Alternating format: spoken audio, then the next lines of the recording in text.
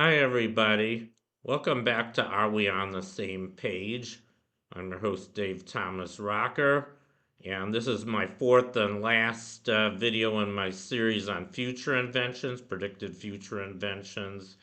And today I'm going to talk about 10 inventions that I'm predicting we'll have by the second half of the 22nd century. And unfortunately, I think most of us, maybe none of us, will be alive by then, but maybe our children, our grandchildren will, and so maybe they'll be able to enjoy this future.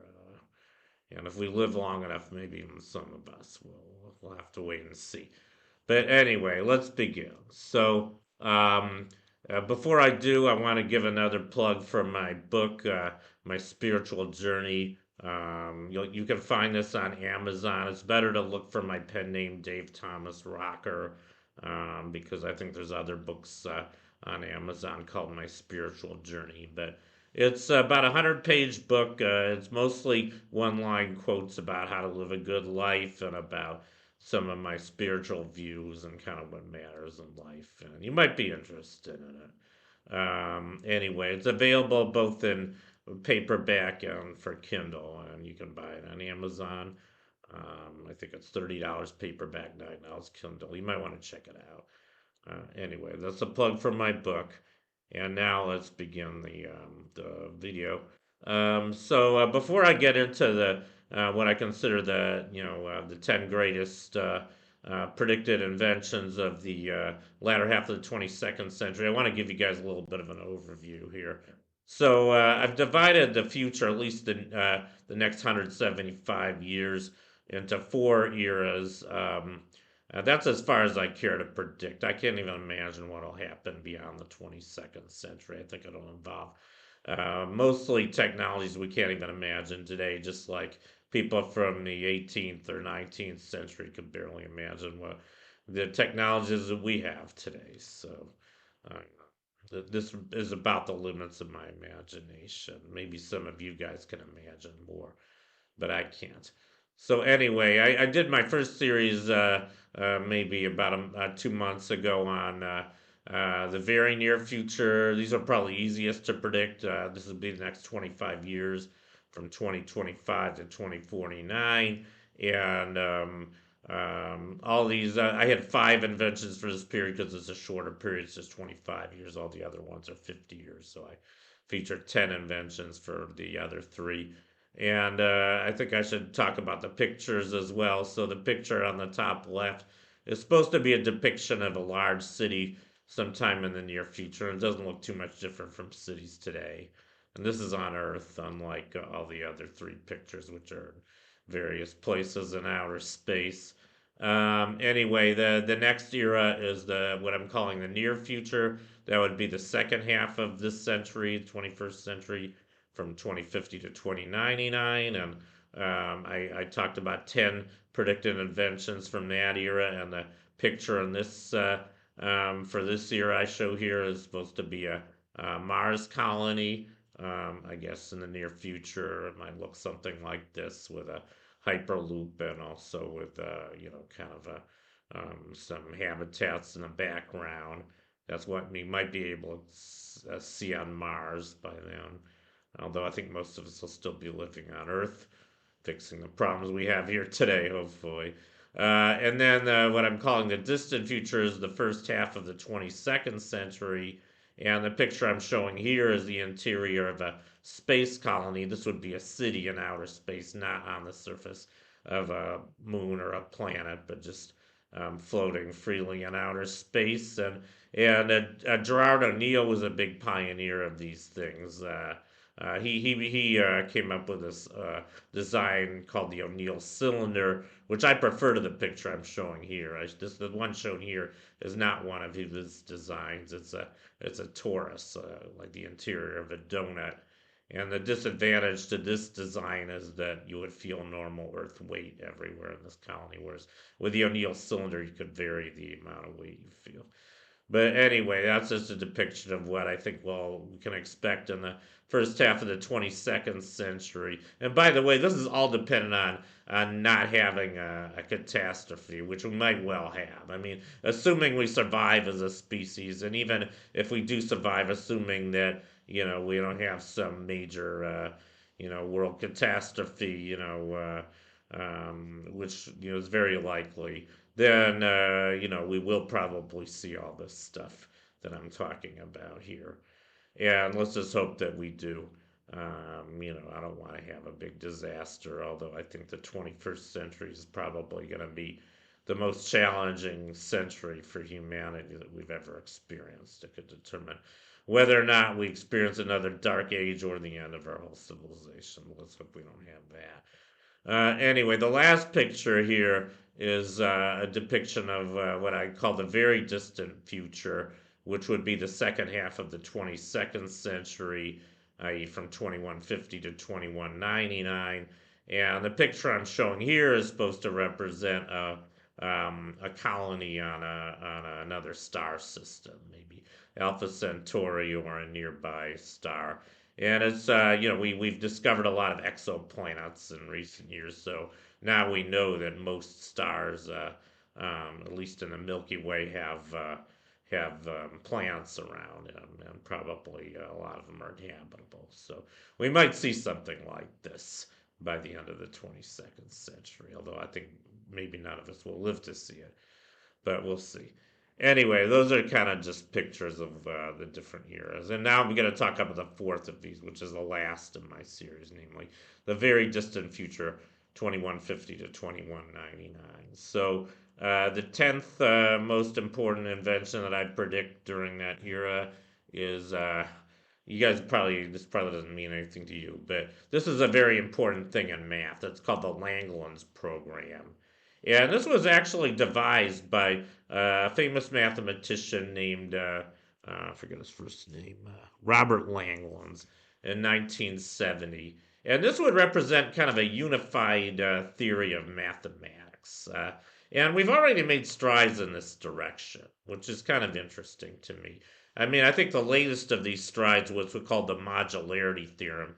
This was proven in 2001 by a very famous, maybe the most famous, world's most famous living mathematician right now. Maybe some of you have heard of this guy, Andrew Wiles. He proved two very important mathematical results. In 1995, he proved an unsolved problem in math that was almost 400 years old, namely Fermat's last theorem. A to the n plus b to the n equals c to the n. There was a famous 17th century mathematician, Fermat, I guess a French mathematician, who Pierre de Fermat, who hypothesized that this equation had no solutions in integers where n was greater than or equal to 3. And he said he had a proof, but he didn't have enough room to write it down. I think nobody believes anymore that he did prove this, but Andrew Wiles did almost 400 years later using some of the most advanced mathematics that was known at the time, and I think still is known.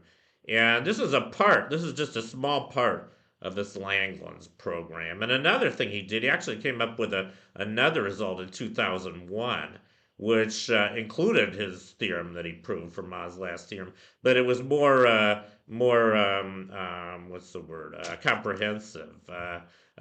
He proved that all elliptic curves. He proved that basically elliptic curves and modular forms are the same thing. I'm not going to try to explain what that means. I'm a mathematician. I have a PhD in math from UC Berkeley, so I know a lot of math. But that result in and of itself is just a part of this Langlands program.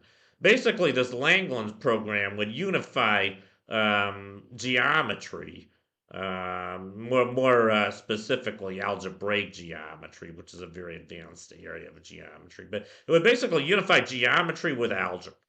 I think you guys know what algebra and geometry are, at least at the kind of rudimentary level you learn in grade school and high school. I mean, algebra or arithmetic, they're kind of the same thing. That involves discrete things like numbers and sets. And geometry involves continuous things like space, like different different shapes. Shapes are continuous. And what's remarkable is that this Langland's program, this mathematician Langland's, believed that there's a unification between discrete math and continuous math, which is pretty remarkable. I mean, they're very different ways of viewing math. I mean, they seem to involve different concepts, but according to Langland's, they're really the same thing. And so, this is a big project, and it may be completed way before the second half of the 22nd century. It's almost impossible to predict when unsolved mathematical problems will be solved. We really don't know because we don't know what kind of brilliant insights lie ahead. But I mean, I'm just kind of throwing this out as something that I think will get done by the end of the 22nd century. Maybe I'm wrong. It might even be impossible to do this. Maybe this is wrong. Maybe Langland's had the wrong insight, and maybe what he's proposing here isn't possible. We'll see. We'll just have to wait and see. So this one's, I think, a pretty big long shot, but to me, it's interesting. Maybe I'll only put it at number 10 because it's not really practical, at least in any way we know right now. But anyway, now I'm going to get into some more wild ones and I think some more mind intriguing ones. Number 9 is what I call a time viewer. And this is not as radical an idea of time travel. I will get to time travel later, but even if time travel were not possible, if it wasn't possible to travel into the past, which a lot of people, a lot of serious physicists believe it is impossible to go back in time, and there's good reasons to believe that, which I'll get into later. But being able to see the past, that's a whole different ball of wax. I mean, that doesn't involve any paradoxes, and this would revolutionize history. And the picture I show here, I don't know how many guys recognize. This is a picture from a very excellent episode of the Star Trek, the original series. I think it's my favorite episode. It's called "The City on the Edge of Forever," and they go to this planet and they discover this time machine. And before they discover it's a time machine, it just looks like a time viewer. I mean, what this thing does is it shows them all these eras from the past. It basically shows the whole history of humanity played, rapidly, showing different things from history. And what they're looking at here looks like a scene from the 19th century. It looks like somebody riding a horse and carriage, and they're wearing top hats, so that's probably Victorian England or something. But the Star Trek crew is kind of mesmerized by this. I don't know how many guys saw this episode. I guess Bones, Dr. McCoy accidentally injected himself with some bad drug and he goes crazy and he jumps into the machine in 1930 and alters history and jeopardizes the existence of the Enterprise crew by accidentally triggering Hitler's victory in World War II. Very excellent episode. I think I already spoiled a lot of it, but anyway, aside from him jumping in and actually traveling to the past, they were watching it. And it shouldn't be a problem to watch the past. We just don't know how to do this yet. But I believe it will be possible someday, and this will clear up a lot of myths. I think we'll learn that a lot of what we think we know about history is wrong, or at least exaggerated. We're going to learn the truth about the past, including the Bible. And I know I'm probably going to upset a lot of religious people here, but I think we're going to learn firsthand that the Bible's just a bunch of myths, that practically none of that really happened. Yeah. So, anyway, I'm looking forward to this. I don't know if I'll live to see it, but I wouldn't mind seeing the Bible disproven. Anyway, number 8, propertyless society. This is one I really like. And this may be a long shot, I don't know. This is another thing that's predicted on Star Trek, by the way. In the Star Trek universe, they don't use money and they don't have property. All humanity, lives, sharing all money and all wealth and all property, and they're devoted to just intellectual pursuits and philosophical pursuits and living in harmony, which I think is really a utopia. I can't imagine much better for society than that.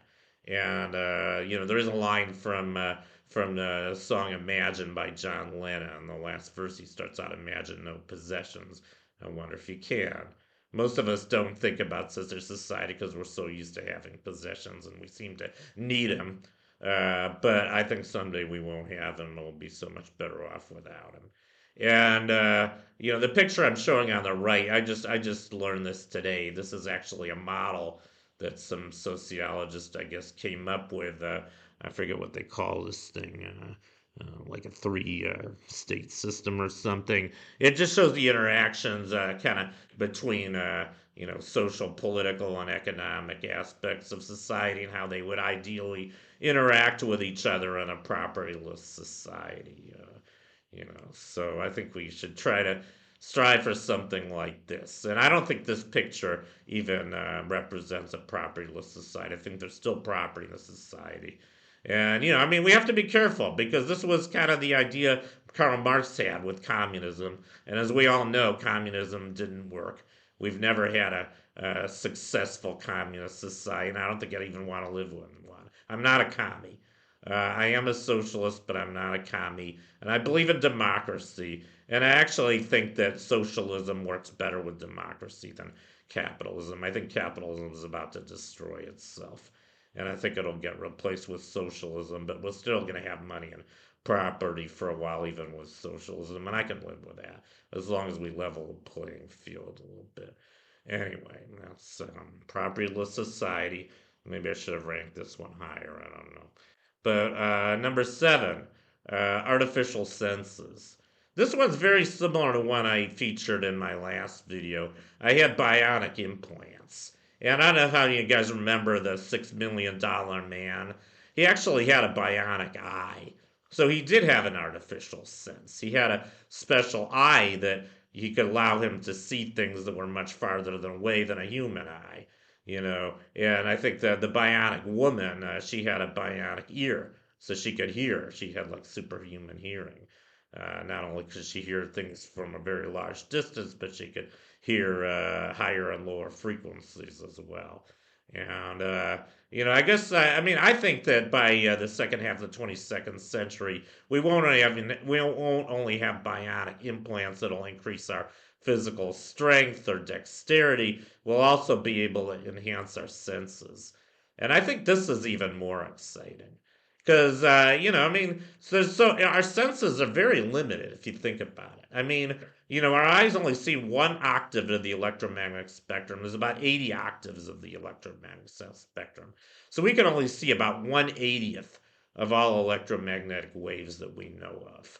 Imagine being able to see X-rays or be able to see radio waves or, stuff like that. And maybe, I mean, there are animals that have, the human eye only sees 3 primary colors. There are other animals that see, I think, up to 11 primary colors. And there's actually infinitely many primary colors of real light. So there's a lot of there's a lot of colors we don't even see. We don't even perceive. That's just vision. And then our other senses. I mean, imagine being able to hear frequencies in the millions or billions of hertz, or maybe very, very low frequency. Maybe imagine being able to hear planets orbit the sun or something. We don't know. I mean, just a matter of your imagination. Just imagine how enhanced your senses. I mean, we already have equipment that can do a lot of this stuff. We have telescopes and microscopes, telescopes that can peer to the basically the edge of the known universe, observable universe, and we can see elementary particles that are like 10 to the minus 18 meters. I mean, imagine being able to do this, experiencing it yourself. I mean, pretty wild, I think. And maybe there's even other senses we could create for ourselves. We have 5, but why just 5? Maybe there's some other types of senses too we just haven't thought about. So I think this is a really exciting one. And number 6, interstellar colony. I use the same picture here that I used for the cover slide, and I already explained what this picture is as a depiction of an interstellar colony, a colony on another star system, another planet, another star system. And I think, I mean, this is really just an extension of the idea I did in my last video of space, or 2 videos ago, I think, of O'Neill's vision of space colonies. I mean, the first space colonies will just be in our own solar system.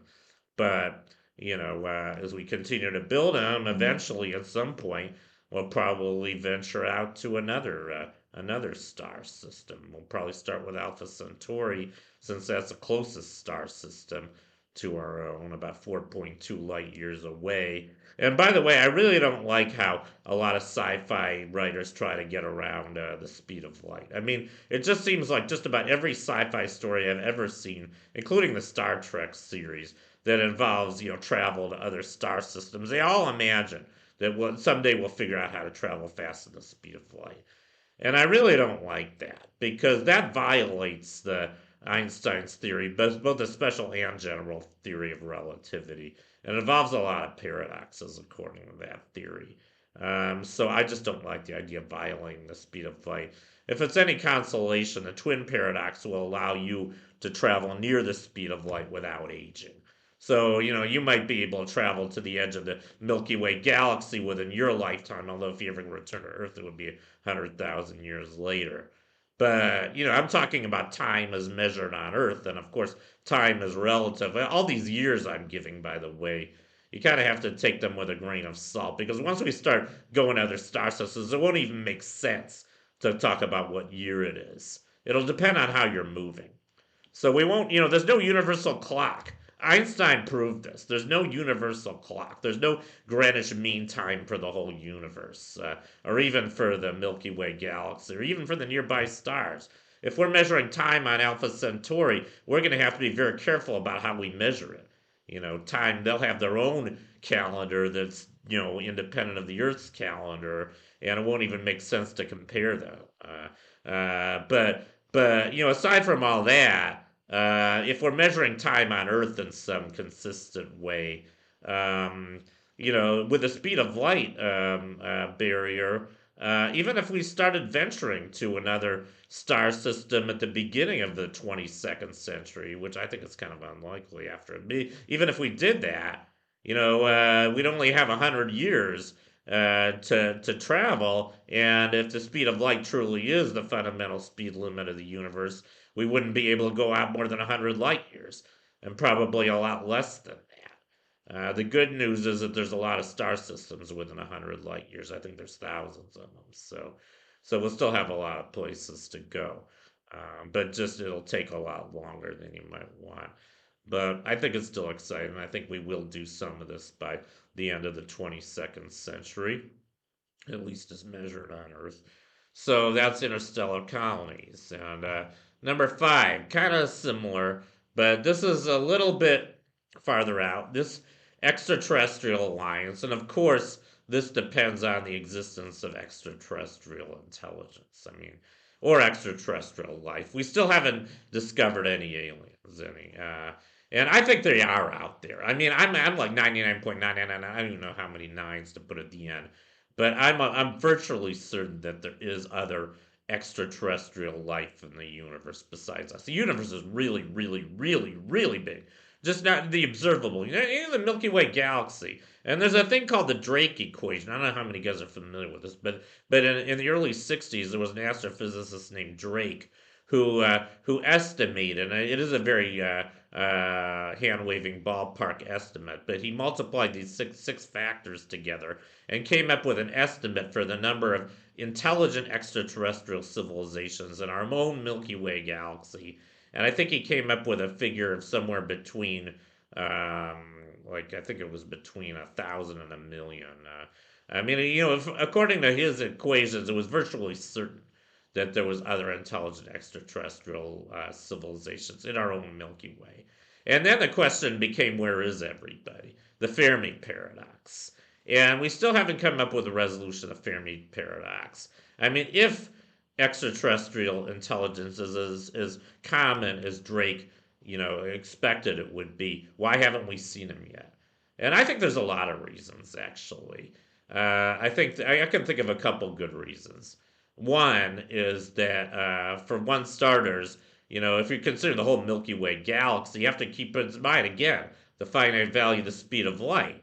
I mean, if suppose there was an extraterrestrial an intelligent civilization halfway across the Milky Way galaxy from us, that would be like 50,000 light years. That means they would see us as we looked 50,000 years ago. And they probably wouldn't be interested in us if they could see us at all because we'd still be cavemen, you know. But I mean, the only ones that would be able to see the signals that we've been sending out would have to be within about 100 light years because that's we've only had radio for about 100 years. So radio and TV. So the probably the only ones that are even seeing us trying to communicate with them would be within 100 light years, and there aren't that many stars within 100 light years. There's a few thousand. I think maybe a handful of those have extra intelligent life on them. That's another reason, and even if they were there, which I think they are, I think there probably are some aliens on some of these star systems that are watching us. But imagine, would you want to visit us if you were these aliens? If you were more advanced than us, and you see us still fighting wars, and you see Trump as president, and you see us, threatening our own existence, would you want to come here? I wouldn't. I mean, I think maybe they're testing us. Maybe they're watching us and seeing if we can make it through the great filter. And maybe they don't want to even contact us until we do. And if that's what they're doing, then I salute them because they're doing the right thing. They're waiting for us to get our act together. And basically, that's the plot of I don't know how many guys saw the movie The Day the Earth Stood Still. This is basically the plot of The Day the Earth Stood Still. I mean, that was a little more dramatic because there was an alien who visits Earth and he gives Earth an ultimatum at the very end of the movie. He says, "Join us in peace or be obliterated." And I don't think it's going to be like that. I think they're just not going to want to bother with us until we get our act together and achieve world peace. So once we achieve world peace, once we get our act together here on Earth, then we may expect to meet some aliens. I wouldn't be surprised. Anyway, that's something we can look forward to if we get our act together first, I think. Anyway. And once we do meet extraterrestrials, I don't see any reason why they wouldn't be friendly to us, especially if we get our act together. They probably did a long time ago. So they're probably waiting to make peace with us once we make peace with ourselves. You know. Yeah, so anyway, enough of that. Number four. Now we're getting some pretty wild stuff here. Artificially induced telekinesis. Why do I say artificially induced? I mean, I don't think it's possible just with your own brain to move objects with your mind. I mean, this has been a very popular idea in sci-fi and fantasy stories, probably for most of human history. I mean, who hasn't wanted to lift or move objects with their mind, right? I've had a lot of dreams like this, and most of the dreams where I had telekinesis, I was kind of floating. I was mostly moving myself and meditating around a room. I don't know why I was doing that, but anyway, we've all dreamed of doing things like this. But here's the thing. I'm very, very well trained in physics. And there's something called the law of conservation of energy. Imagine you wanted to lift a big, huge boulder in the air with your mind. Well, the boulder, imagine it weighs a ton. You would have to exert that much force. You would have to exert the same amount of energy due to the conservation of energy. If you wanted to lift a boulder, say, to the roof, that would involve maybe, I don't know, like 1,000,000 joules of energy. That's a lot of energy. I mean, if you did this with your hands, you could maybe use pulleys. It would be like a whole day's work, and you'd be exhausted at the end. Well, if you were able to do it with your mind, you'd be just as exhausted because you'd be expending the same amount of energies with your brain instead of your muscles. So forget it. I mean, even if you could do this, you probably wouldn't want it. It would be too exhausting. You wouldn't be like Yoda being able to lift the Millennium Falcon out of the swamps. Sorry about that, but Yoda would be. He was just a little tiny alien. Can you imagine what that would have done to him?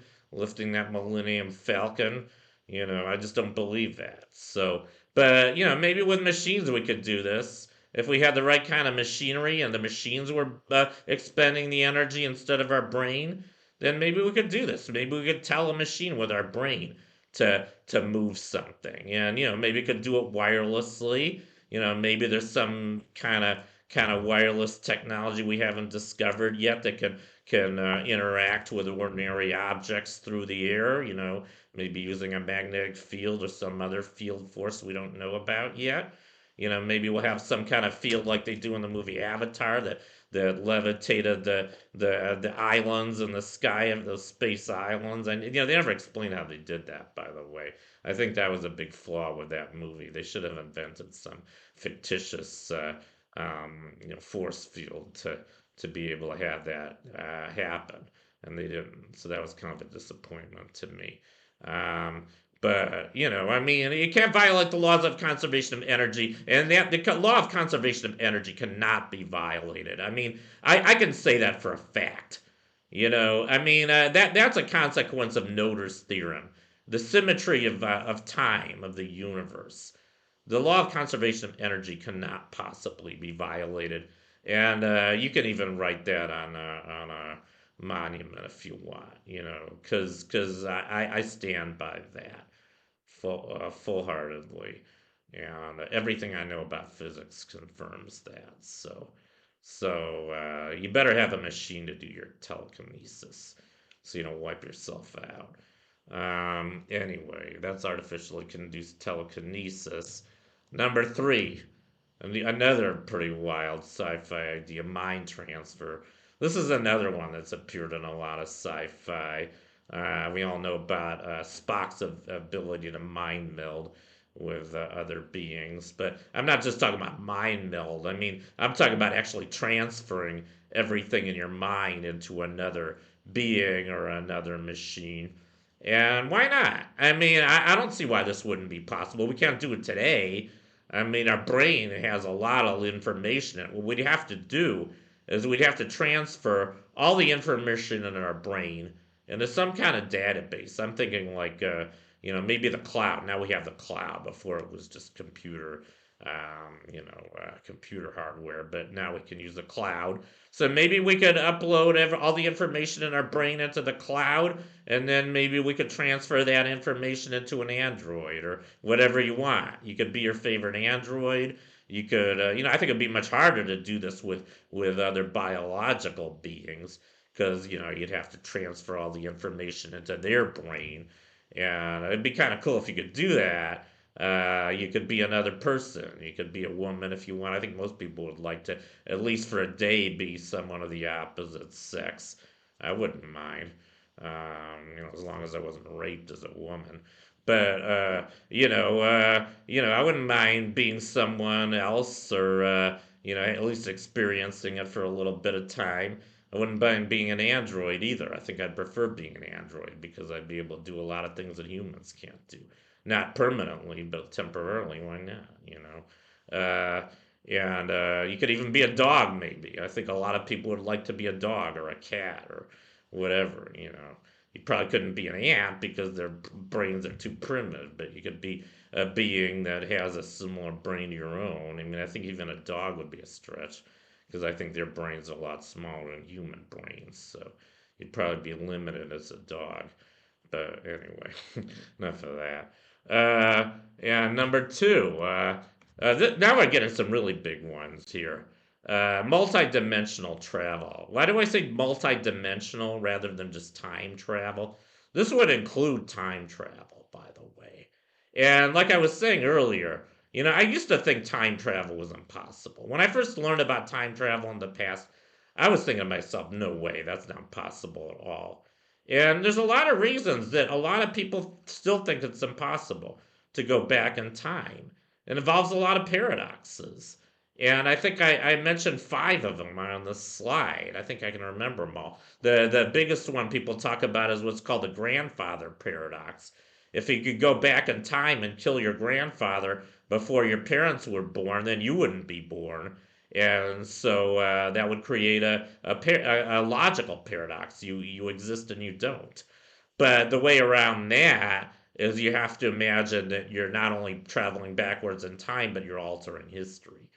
This is I think a newer idea in time travel stories. I think the first time travel stories didn't involve altering history, but I think most of the modern ones do, like the Back to the Future and Just about all the news stories about time travel in the past, you do change the past, you change history, and so things change when you go back to the present.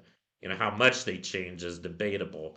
I think they'd change pretty significantly, but some people doubt that. I don't know, because we've never done it,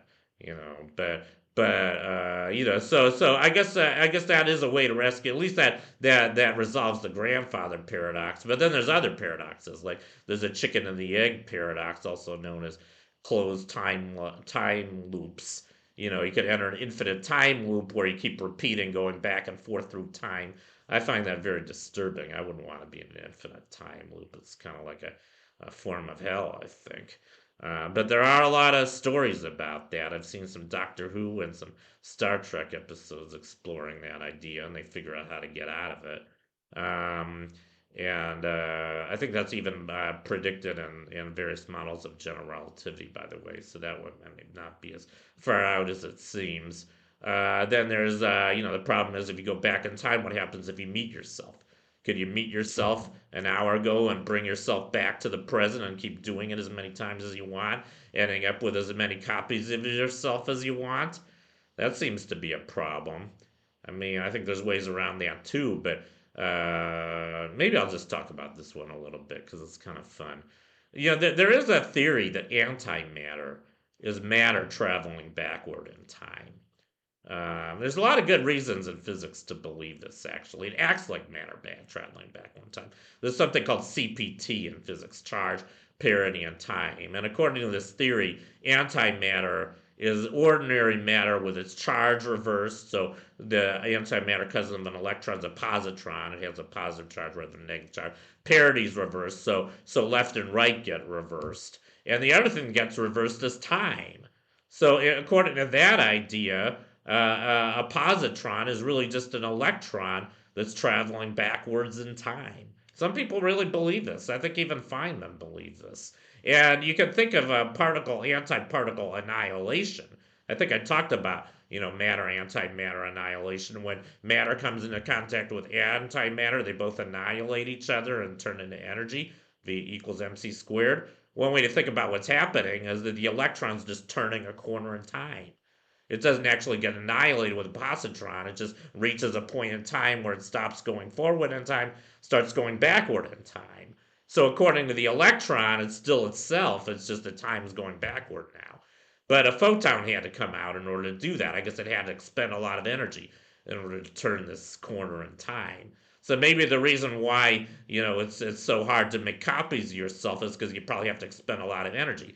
V equals mc squared. If you're going to need 10 copies of yourself, you'd have to expend the amount of energy equivalent to 10 times your mass, which is a huge amount of energy. So maybe it is possible. Maybe it just involves a lot of energy.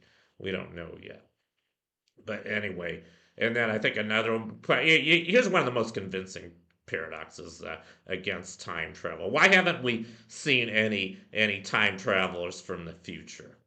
I mean, if time travel really were possible, you'd think we would have been able to do this. I mean, you'd think, people for the 25th century who can travel back in time, why wouldn't they be visiting the birth of Christ? Why isn't there a big tour group visiting Bethlehem around the time of the birth, or Nazareth, the time of the birth of Christ? You'd think there'd be thousands of tourists flooding that area. And that didn't happen. We never recorded that in history, and other big events too. Why haven't we seen that? Maybe there's a directive that forbids them from doing that, or maybe we wipe ourselves out before we have a chance to learn how to travel back in time. I hope that's not the reason, but there are possible explanations for this, and I don't know what to believe myself. I guess I'm sort of under the idea that maybe there's a directive or something. And maybe we have actually met people from the future, but they're very discreet about it. They don't want to make it obvious that they're from the future. But I'm not from the future. At least as far as I know, I'm not. And if I were, I think I made a big mistake coming here. I'd rather have stayed where I started in the 25th century, wherever it was. But I don't know if any of you guys from the future, if you are, tell me so, and we can talk about what the future is going to be like. But anyway, and then the fifth, actually, probably the weirdest time travel paradoxes are the sexual paradoxes. And I've actually read some really weird stories about sexual time travel paradoxes. Probably the weirdest one. There's a very famous sci-fi short story by Robert Heinlein. He called it "All You Zombies," and it's the weirdest story I've ever read in my life about time travel. And it does involve a very, very weird sexual paradox where this guy is both his own mother and father. And I'm not going to even explain how that happened, but you'll have to read the story to see for yourself. Pretty weird. Uh, and what else? So those are I think those are the only time travel paradoxes I know about. There are probably some other ones too, but because of all these paradoxes, for a long time people thought time travel was impossible. But there are ways around all of them. I think the hardest one around is actually the fact that we haven't seen anyone from the future. But anyway, but multidimensional. I think this is really, I mean, lately, the idea of parallel universes has been gaining a lot of popularity. And I think it's a really intriguing idea. Now there's a lot of stories about alternate histories. I mean, there's some sci-fi series about what would have happened if the South had won the Civil War. There's a lot of movies about what would have happened if the Nazis won World War II or if World War II never happened. There's a really good movie came out a few years ago called Yesterday, which was this guy goes to a parallel universe in which the Beatles never existed. I love that one. You can have a lot of fun with these things. What I don't know, I mean, so it seems like if we were able to go back in time, we'd end up changing history, and if we went back to the present, we'd be in a parallel universe. What I don't know is whether you could ever go back to the universe you started in. That'd be great if you could. Because then, if you mess things up too much, you could always go back to where you started, you know. But we just don't know. I mean, all of this is speculative at this point. However, I think I should just point out one more thing about all this. Our two current big theories of physics right now are general relativity and quantum mechanics. And both of those theories actually predict various forms of time travel into the past. I think it was Kurt Gödel, the same Gödel who proved two incompleteness theorems in mathematics, very famous logician. He also was able to find the first solution to general relativity in which time travel into the past was possible. And he showed it to Einstein, and Einstein was very impressed with this. And since we've discovered a lot of other possible mechanisms for traveling into the past in general relativity, I think the most commonly known one is wormholes, and it looks like this picture here. It looks like this time travel is going into a wormhole. So wormholes have been used in a lot of sci-fi stories in order to travel back in time. They use it in the movie Contact, I think, and a lot of other movies, and they are kind of intriguing. But we just don't know. I mean, this is pure general relativity. There's also things in quantum mechanics that might allow for time travel in the past. If you could create these false vacuum bubbles, supposedly those allow you to travel back in time into the past as well. But we don't know because we don't know how general relativity and quantum mechanics mesh up with each other. And there could be some kind of cosmic censorship. I think there are a lot of physicists who believe this right now. They think wormholes aren't stable, so we couldn't use a wormhole to travel back in time. We just don't know yet. I guess the jury's still out on whether it's going to be possible to travel back in time, or even whether parallel universes exist. I think they do. I do believe in the multiverse. I have a lot of reasons to believe that, which I don't want to get into, but they're based on what I know about physics. Anyway, that's multidimensional travel, and that's number two on my list. So, what do you think's number one? Anybody? Number one is eternal youth. And this idea has been around for all of human history, at least all recorded history. I mean, the ancient Greeks, and I think all the ancient cultures had myths about eternal youth. And who wouldn't want eternal youth? I mean, nobody wants to die, nobody wants to get old, and nobody wants to die. We all wish we could stay young forever. I mean, kind of a natural wish, right? I mean, I'm 62. I don't feel like it, but I'd rather be 20. I'd still rather be in my 20s, and I'd still rather be, as sexually active as I was in my 20s. I wasn't able to do much with it when I was that age, but now I think I could. Unfortunately, I don't perform as well as I did 40 years ago. So I've kind of missed that boat. I wish I hadn't, but eternal youth would have served me pretty well. And I'm sure it would serve a lot of us, the rest of us, well too. We all get old and we all die. It's sad. Nobody wants to die, but it is a fact of life. And they used to call this the fountain of youth. But what's wild about this to me, I mean, it was just pure fantasy for most of human history. But I'd say in the last 20 or 30 years, it's much more plausible that we could really get this. I mean, we've already isolated the genes that are responsible for aging. They're what are they called? Telomeres, I think, something like that. I gotta look it up. Um, can't read my writing here. It begins with a T. I wrote it down. But there are genes associated with aging, and if we could control these genes, maybe we could stop aging. I don't know. I don't know. I mean, we can live a lot longer than we used to be able to. It's pretty wild that, like primitive man, cavemen, only lived about 25 years. Ancient times, if you look at life expectancy throughout history, I mean, most of human history, life expectancy wasn't very long. I think even just 200 years ago, it was like maybe 40 years. And it exploded in the 20th century due to improved medicine and sanitation. Now, I think in most of the developed world, the life expectancy is at least 80 years. In the United States, it's actually going down a little bit because we're doing things really shitty. Our healthcare system's falling apart. But at one point, I think it was up to 79 years around 2010, and now it's about 76 years, unfortunately. China has a higher life expectancy in the United States right now, which I think is really appalling.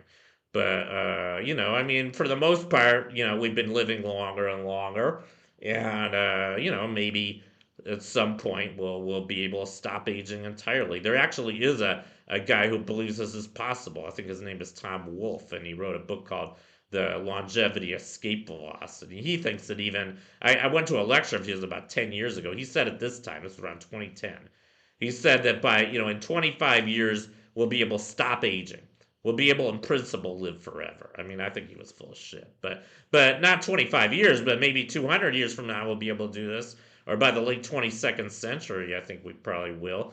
We'll be able, at least in principle, to live forever, at least until we have an accident. We won't die of old age anymore, or of disease. We'll die of accidents. We'll die if we get in a car accident, or we'll die if a spaceship explodes, or whatever. But we won't die because our body fails. And that'll be pretty wonderful. And if you think this is pretty far out, I don't know how many guys realize that alligators, and I think crocodiles too, they don't age. They don't have a life expectancy, they have a lifespan. They keep growing. Not only do they not get old, but they keep growing until they meet with an accident. I guess until they get eaten by another animal or something, or bitten by another crocodile. So they could, in principle, live forever, as far as we know, if there were no predators out to kill them. So maybe at some point humanity will get like that too.